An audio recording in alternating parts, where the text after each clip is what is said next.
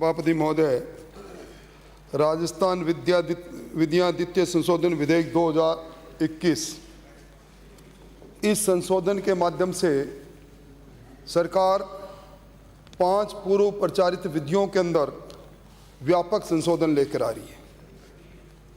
मंत्री महोदय, अगर मैं लब्बो लिबाज में बात कहूं, आप बुनियाद रख रहे हैं राजस्थान के अंदर राजस्थान की बिगड़ी अर्थव्यवस्था में सरकार का खजाना भरने के लिए 5,000 करोड़ के राजस्व के लक्ष्य के साथ आप राजस्थान की ज़मीन को लुटाने के लिए एक ऐसा ही प्रस्ताव लेकर आए हैं। सभापति महोदय, हम रहेंगे ना रहेंगे, पर इस लुटते राजस्थान का साक्षी ये सदन बने, मैं समझता हूँ। मैं अपनी बात को कहूँगा तो निश्चित तौर पर आप उस पर विचार करेंगे। सभापति महोदय, 5 जो संशोधन है मूल रूप से, पहला संशोधन है राजस्थान नगर सुधार अधिनियम 1959 की धारा 43 में 43(1), 43(2), 43(3) और इसी अधिनियम के एक धारा 60 में 60(1), 60(2), 60(3) और 4 के माध्यम से एक संशोधन, और इसी प्रकार का एक संशोधन जयपुर विकास प्राधिकरण अधिनियम 1982 की धारा 54 में नई धारा 54(e) के खंड 1, 2, 3, 4 में लेकर आए हैं मंत्री जी, क्योंकि जयपुर को बेचना है।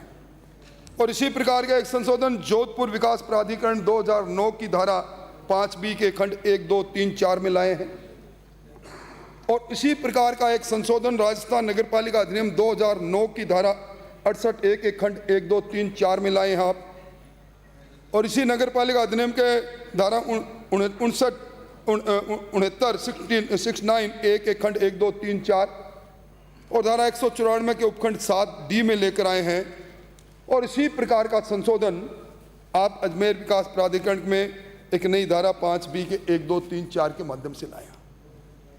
मंत्री जी, नगर सुधार न्यास अधिनियम, जिसको UIT एक्ट भी कहते हैं, 1959 के इस एक्ट में धारा 43 में आप संशोधन लेकर आए।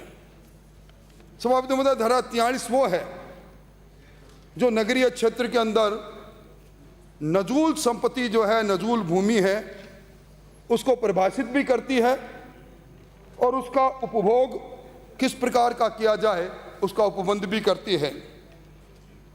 43(1) के अंदर जो संशोधन लेकर आए हैं उसमें सभापति महोदय लैंड रेवेन्यू एक्ट है 1956 का, उसके सेक्शन 103(a) के अंदर वर्णित भूमि और इसी लैंड रेवेन्यू एक्ट 1956 के 102(a) में वर्णित नजूल भूमि को छोड़कर बाकी सारी भूमियां इस UIT एक्ट के माध्यम से UIT में निहित हो जाए, उसका संशोधन मंत्री जी लेकर आए हैं। और आप मुलायजा फरमाएं वो भूमि कौन सी है? वो जो लैंड रेवेन्यू एक्ट के मूल एक्ट के 103 में इन 2 को छोड़कर है, वो है सार्वजनिक परियोजना के लिए अधिकृत भूमि। यानी कोई भी भूमि जो पूर्व में अधिकृत हो गई किसी भी पब्लिक पर्पज के लिए, वो भूमि, रोड की भूमि, पगडंडी की भूमि, आबादी के भीतर की गोचर की भूमि, शमशान की भूमि, कब्रिस्तान की भूमि, आबादी क्षेत्र के विकास की भूमि, वह भूमि जो निर्माण प्रयोजन के लिए काम में ली जानी थी, चाहे भवन बना नहीं बना, खाली पड़ी हो, यह समस्त भूमियां आप संशोधन लेके आए हैं 43(1) के माध्यम से। इन सारी जमीनों का लैंड रेवेन्यू एक्ट में 103 में वर्णित किया गया है। यानी अब रास्ते हो, गोचर हो, कब्रिस्तान हो, ये सारी जमीन आप UIT में निहित करने के लिए प्रस्ताव लेकर आए हैं। और आप प्रस्ताव क्या लेकर आए हैं आगे? इसी UIT एक्ट के 43(1) के अंदर एक प्रिविजो जोड़ा है, परंतुक A। मंत्री जी, आप प्रस्ताव लेकर आए हैं कि UIT की किसी भूमि को बिना सुधार के, विदाउट डेवलपमेंट, या सुधार करके निस्तारण करने का अधिकार। यानी UIT क्षेत्र में जितनी भूमि होगी, डेवलप्ड या अनडेवलप्ड, UIT आपके हाथ में, उसको बेचने का अधिकार आप ले रहे हो। और इसी 43(a) के परंतुक B के अंदर आप किसी भी व्यक्ति को UIT की भूमि को विकसित करने के लिए, डेवलप करने के लिए दे सकेंगे। यानी अनडेवलप्ड भूमि है, उस जमीन को आप डेवलप करने का किसी व्यक्ति को अधिकार दे रहे हैं।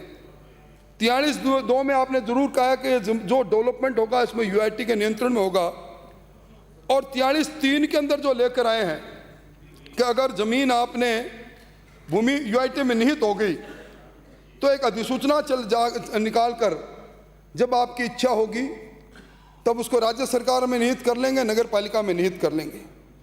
मैं समझता हूँ ये जो संशोधन है इसके दूरगामी परिणाम होंगे, क्योंकि इसमें ज़मीनें जो ले रहे हो आप यूआईटी के अधिग्रहण में, वो कब्रिस्तान, शमशान, गोचर, नदी, नाले सब, यानी सभापति महोदय अब एक नया दौर प्रारंभ होगा राजस्थान के अंदर। भाना होगा कि हमें 10 लाख लोगों को पट्टा देंगे, 5,000 करोड़ की रेवेन्यू का अर्जन करेंगे, पर उपकृत किसको करेंगे? इसके पीछे चांदी कूटने का जो अभियान चलेगा वो अनवर चलेगा, और इसी दौर के अंदर नदी, नाले, कब्रिस्तान की जमीन के भूमि के अलॉटमेंट का काम आप चालू करेंगे। मंत्री महोदय, एक और संशोधन जो यूआईटी एक्ट के धारा 60 में 60B के बाद नई उपधारा 60C लगा रहे हैं आप। मैं प्रतिपक्ष के नेता आपका ध्यान आकर्षित करना चाहूँगा, इसमें 60C में क्या संशोधन लेकर आ रहे हैं? कोई भी व्यक्ति अगर अपने में निहित भूमि को, अपने में निहित भूमि के स्वयं के अधिकार को, न्यास को सौंप देगा तो फ्री होल्ड पट्टा लेना का अधिकार हो जाएगा।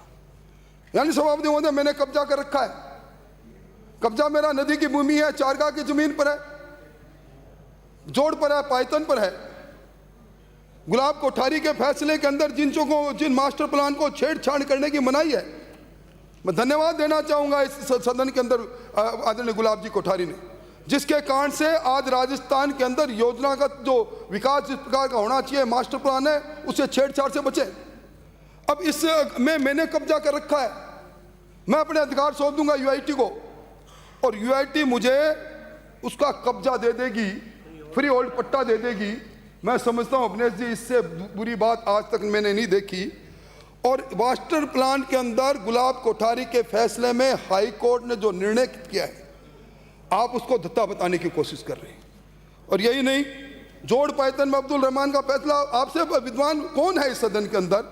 अब्दुल रहमान के फैसले में कहा था कि जोड़ पायतन पर अगर अतिक्रमित भी किया गया है तो भी 1947 के उस मूल रूप में इनको लेकर आओ, उसको भी आप करना चाहते हैं।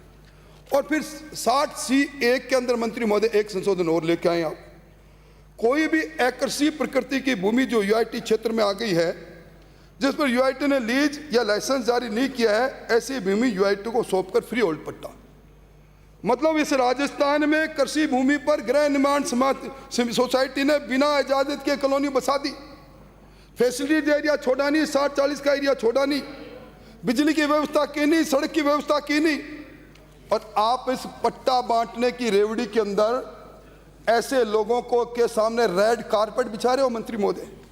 और इसी प्रकार आप एक और संशोधन लेकर आए हैं कि आप ये जो 60C(1) में संशोधन लेकर आए मंत्री महोदय, एक आपका परिपत्र है, आपने परिपत्र में 17 जून 1999 के बाद में बसी हुई कृषि भूमि की पर बसी हुई कॉलोनियों का अवैध माना है। कैसा कंट्राडिक्शन है? आज ऑफिसर गैलरी में बैठे अधिकारी से पूछिए आप, एक तरफ आपने 17 जून 1999 से के बाद की बसी भूमियों में को माना अवैध है, और दूसरी तरफ आप 60C में लेकर चाहे कभी की बसी हो सबको पट्टे की रेवड़ी बांटना चाहते हो। और आप एक काम और कर रहे हैं मंत्री महोदय, मैं बहुत गंभीरता से कह रहा हूं, ये जो 60C के क्लोज 2 के अंदर आपने क्या लेकर आओ संशोधन, पूर्व में जो लीज पर जो भूमि दी गई है उस लीज पीरियड की उसने एक मुश्त राशि जमा करा दी। अब अगर वो पूरी और लीज लिस्ट जमा करा देगा तो फ्री होल्ड उसको भी पट्टा। MI रोड पर पेट्रोल पंप है, 33 वर्ष की लीज पर है, उसने एक मुश्त पैसा जमा करा दिया लीज का, आज वो उसको फ्री होल्ड पट्टा मालिक बना रहे हो आप। राजस्थान में कितनी इस प्रकार की भूमियां संपत्ति होगी जो कहीं 25 वर्ष में, कहीं 33 वर्ष में, कभी 40-50 वर्षों में अलग अलग समय की लीज पीरियड पर है। आप उस लीज पीरियड पर जो उससे एक बार पैसा ले लिया, एक बार पैसा और लेकर आप फ्री होल्ड पट्टा दे रहे हो। मैं समझता हूं मंत्री महोदय, ये डबल टैक्सेशन तो है ही, कानून में खिलाफ तो है ही, पर इसके पीछे कहीं पर निगाहें, कहीं पर निशाना, वो निशाना भी सामने आ जाएगा। मैं समझता हूँ इस पर आपको विचार करना चाहिए। और आप निश्चित तौर पर जो आप 64C4 देखिए, आप मंत्री जी, आप क्या कह रहे हैं, फ्री होल्ड पट्टा तो दे रहे हैं, पर वह सारी शर्तें जो भूमि पर पहले से आरोपित है वो उस पर एज इट इज कर दी। मतलब आप मुझे फ्री होल्ड पट्टा भी दे रहे हैं, परंतु अगर मैंने वो जमीन, मेरी जमीन मास्टर प्लान में जो श्रेणी है उससे इतर है, मेरी जमीन जो मुझे फ्री होल्ड पट्टा दे दिया, गुलाब कोठारी के 22 जनवरी 2017 के फैसले के विपरीत लैंड यूज करके मैं मुझे फ्री होल्ड पट्टा दे दिया, और मुझे नदी नाले में फैसला पट्टा दे दिया, इकोलॉजिकल जोन में दे दिया, ग्रीन बेल्ट में दे दिया। मामला जिस दिन कोर्ट में जाएगा, क्योंकि आपने तो जान बचा ली, आपने तो कह दिया कि उस जमीन पर अगर पहले जो आरोपित है, पहले जो चार्ज है, पहले जो इस पर कंडीशन है वो एज इट इज रहेगी। तो फिर किसको अपने बेवकूफ बना रहे? मतलब सिर्फ इस बात की जिद, हमें तो लोगों में दिखाना है कि 5,000 करोड़ रुपए चाहिए, सरकार का खजाना खाली है, इसलिए 10 लाख पट्टे बांटने हैं। मैं समझता हूं मंत्री महोदय, आप LLB आपने किया होगा, किताब आपने, मैं उस पर नहीं जाऊंगा, मैं देखिए पुराने इतिहास पर नहीं जाऊंगा, किस प्रकार LLB की परीक्षा कैसे कौन पास करता है, मैं उस पर कतई नहीं कहूंगा, पर यह जरूर कहूंगा किताब उठा के पढ़ें से आप। मतलब आप राजस्थान के लोगों को गुमराह के किस चौराहे पर खड़ा करना चाहते हैं। और सभापति महोदय, मैं एक बात और कहूंगा, आपको मालूम UIT एक्ट 1955 उसकी धारा 73 भी क्या कहती है? 73 भी पढ़ लें आप। मुझे अफसोस इस बात का है कि जो बचपन में आदत थी ना नहीं पढ़कर भी वो ठोक के पास होने की, वो अभी कानून पास भी उसी दर्ज पर कर रहे हो। आपने कानून का अध्ययन किया होता तो शायद ये बात नहीं होती। अरे 73 भी, नेता प्रतिपक्ष में निवेदन करूं, इसमें साफ लिखा है मास्टर प्लान में वर्णित भूमि जिस प्रकृति की है उससे इतर उसका उपयोग प्रतिबंधित है, यानी इकोलॉजिकल जोन, ग्रीन जो बेल्ट, और उसमें ये वही बात है जो गुलाब कोठारी के प्रकरण के अंदर उच्च न्यायालय ने कही। 73B के रहते हुए आप इसमें संशोधन नहीं किया आपने, क्योंकि अधिकारियों ने आपको बताया नहीं। 73B जो UIT एक्ट उसके रहते हुए आप 60C में संशोधन करके पट्टा किस प्रकार दे सकते हैं? आप किस प्रकार मंदिर माफी, जोड़ पायदन सुविधा क्षेत्र को आप पट्टों की रेवड़ी में बांट सकते हैं? गुलाब कोठारी का फैसला, अब्दुल रहमान का फैसला, आप नदी नालों में कैसा पट्टा दे सकते हैं? निश्चित तौर पर इस पर आपको विचार करना चाहिए। और मैं समझता हूं कि आपने UIT एक्ट 1959 उसके सेक्शन 8 को पढ़ो। आप किस उद्देश्य के साथ ये UIT का गठन किया गया था सभापति महोदय? वो उद्देश्य ये था कि UIT का गठन जनहित में होगा। UIT क्षेत्र में जितनी भी संपत्ति भूमियां होगी वो जनहित में ध्यान में रखते हुए आबादी क्षेत्र के लिए, विकास के लिए होगी, और वहां की जनता को मूलभूत सुविधा मुहैया कराई जाएगी। मतलब आप ये 43 के अंदर अनडेवलप्ड लैंड को दे रहे हो किसी व्यक्ति को, आप डेवलप्ड लैंड को किसी को कह के उसका प्रावधान कर रहे हो, मूलभूत सुविधा के बिना आप पट्टा दे रहे हो। मैं समझता हूं अगर UIT एक्ट को जिस किसी ने लिखा होगा, जिस किसी की भावना होगी, अगर उनकी आत्मा ये बात सुनेगी ना, कराह उठेगी। ये आपको नहीं करना चाहिए। मैं समझता हूं अभी हालत क्या है, जब सैया बहे कोतवाल तो फिर डर काएगा। सदन विचार कर रहा, अभी सदन विचार कर रहा है UIT एक्ट के सेक्शन 60 के प्रावधानों के बारे में, और कोटा में क्या कर डाला? बड़ी फोटो छपी है समाचार पत्रों के अंदर, पत्रिका में और दूसरे अखबारों में। वो महावीर नगर के अंदर परिजात बरसाती नाला, 5 किलोमीटर लंबा नाला, और आपने 2 दीवारें बना के 120 प्लाट का आवंटित करने की प्रक्रिया प्रारंभ कर दी। मैं समझता हूं कि ये नदी नालों को और इस प्रकार का जो काम कर रहे हैं ना मंत्री महोदय, आप हम रहे नहीं रहे, ये कोटा के अंदर ये आपका परिजात बरसाती नाला, जिसके अंदर आप जमीन आवंटित नहीं कर सकते, जो आप कर रहे हो ना, आपने रातों रात लिस्टें बना ली, अब तो इसको देना, इसको, ये नहीं चलेगा। ये धरती का कानून है। मैं समझता हूं इसको करें। और आपने ठीक इसी प्रकार, मैं लंबा समय नहीं लूंगा, क्योंकि जो प्रावधान जिनके बारे में चर्चा मैंने की है, जो UIT एक्ट में जो सरकार ये सेक्शन 43 सेक्शन 60 के अंदर जो संशोधन लेकर आई है, इसी प्रकार का आप नगर पालिका अधिनियम 2009 की धारा 68 में और 68A और 69 के अंदर लेके आए हैं। और मैं समझता हूं कि इसी प्रकार का आप एक संशोधन जयपुर विकास प्राधिकरण के सेक्शन 54E में 1, 2, 3, 4 लेकर आए। जोधपुर के अंदर भी 2009 में 50B में 1, 2, 3, 4 सेक्शन में लेकर आए और अजमेर विकास प्राधिकरण के 2013 के अधिनियम में भी 50B के अंदर आप 1, 2, 3, 4 में लेकर आए। मैं समझता हूं कि निश्चित तौर पर ये बड़ी चिंता की बात है इन सारे जगह पर। और मैं निवेदन करूं सभापति महोदय, एक और क्रांतिकारी संशोधन कर रहे हैं। मैं मेरी बात समाप्त करूं। नगर पालिका अधिनियम मुख्य सचेतक महोदय 2094 के 7वें में खंड डी के अंदर जो संशोधन हो संशोधन के और जिस जगह भूमि उससे उनको इजाजत तामीर लेनी पड़ती थी, आप हटा रहे हैं। मैं समझता हूं सभापति महोदय, आज अगर राजस्थान की राजधानी जयपुर में चले जाएं, अवैध बिना स्वीकृति के बड़ी बड़ी बिल्डिंगें बन गई अधिकारियों की शय पर, आप एक फ्लड गेट खोल रहे हैं। आप हटाने प्रावधान कब आपको सिर्फ 194 में 1 के अंदर बिल्डिंग बायलॉज के अंदर दस्तावेज दाखिल कर दो, कोई अनुमति की जरूरत नहीं है। मैं समझता हूं राजस्थान में कौन से युग का प्रारंभ कर रहे हो, निश्चित तौर पर आपको इसके बारे में सोचनी चाहिए। और आपके मैं अंत में अपनी बात कहूं, मंत्री महोदय, इस विधेयक का आप पृष्ठ 12 को खोलकर इसके उद्देश्य और कारणों के कथन को पढ़ें। क्या लिखते हैं आप? एक धीमी और बोझिल अनुमति और अनुमोदन प्रणाली नगर में आवास विकास में बाधा बनती है। बड़ा बहुत साहब आपकी बोझिल में अनुमति और अनुमोदन तो आप ही करते हो ना।